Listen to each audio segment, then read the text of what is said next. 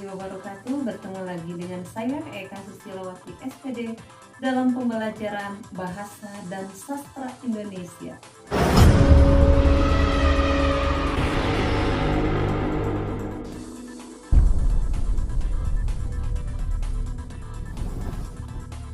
Adik-adik, pada pembelajaran terdahulu kurang lebih selama 4 kali pertemuan kita sudah belajar tentang teks prosedur yang ditutup dengan UKBI atau Uji Kemampuan Berbahasa Indonesia, yaitu membuat teks prosedur kompleks.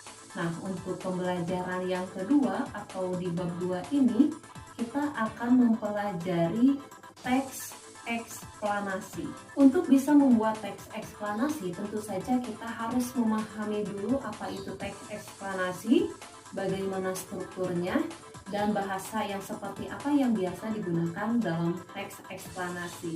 Secara garis besar, teks eksplanasi ini masih erat hubungannya dengan teks prosedur yang sebelumnya sudah kita pelajari, di mana teks eksplanasi ini adalah teks yang menceritakan teks prosedur.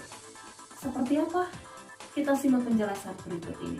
Eksplanasi adalah teks yang berisi penjelasan-penjelasan lengkap mengenai suatu topik yang berhubungan dengan berbagai fenomena, baik fenomena alam ataupun fenomena sosial yang terjadi di kehidupan sehari-hari. Untuk lebih jelas memahami teks eksplanasi, mari kita lihat bagian-bagian atau struktur susunan dari teks eksplanasi yang bisa membedakan teks eksplanasi dengan teks prosedur. Yang pertama adalah adanya pernyataan umum. Pernyataan umum di sini kita akan menggambarkan secara umum fenomena apa yang akan kita jelaskan di bagian berikutnya.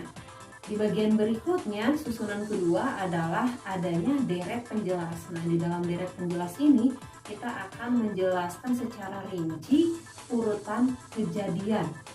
Ya, kalau di dalam teks prosedur itu adalah tahapan-tahapan mengerjakan.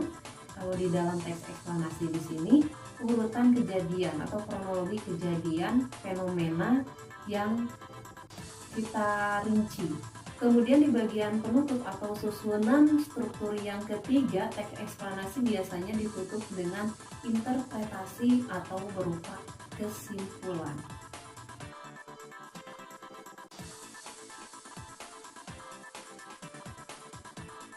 Terdapat dua pola pengembangan teks eksplanasi. Yang pertama adalah pola pengembangan sebab akibat, di mana rinciannya berisi sebab dan akibat.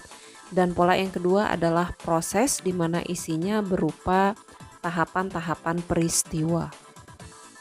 Untuk membuat teks eksplanasi, memahami definisi teks eksplanasi dan strukturnya saja tidak cukup. Kita harus beranjak pada penggunaan bahasa-bahasa yang biasa digunakan dalam teks eksplanasi. Untuk itu, kita simak penjelasan berikut ini. Bahasa yang biasa digunakan dalam teks eksplanasi di sini ciri khasnya ada 3. Yang pertama, penggunaan konjungsi kausalitas atau sebab akibat, kemudian penggunaan konjungsi kronologis, dan penggunaan keterangan waktu.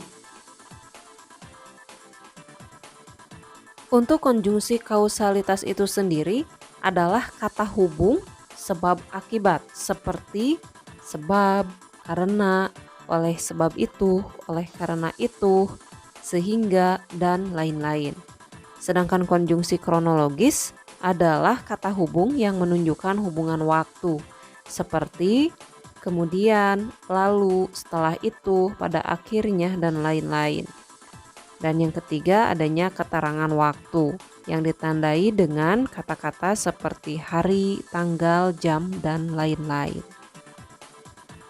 Nah, berikut ini adalah contoh teks eksplanasi yang berjudul Pelangi dengan struktur yang lengkap. Yang pertama ada pernyataan umum atau identifikasi fenomena, kemudian ada urutan sebab akibat atau proses kejadian, kemudian ada simpulan sebagai penutup atau ulasan.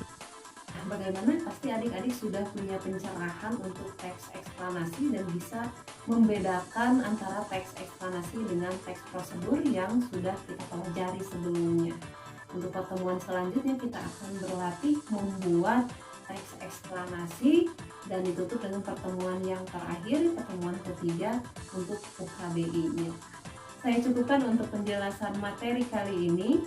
Saya Eka Susilawati SPD pamit undur diri. Assalamualaikum warahmatullahi wabarakatuh.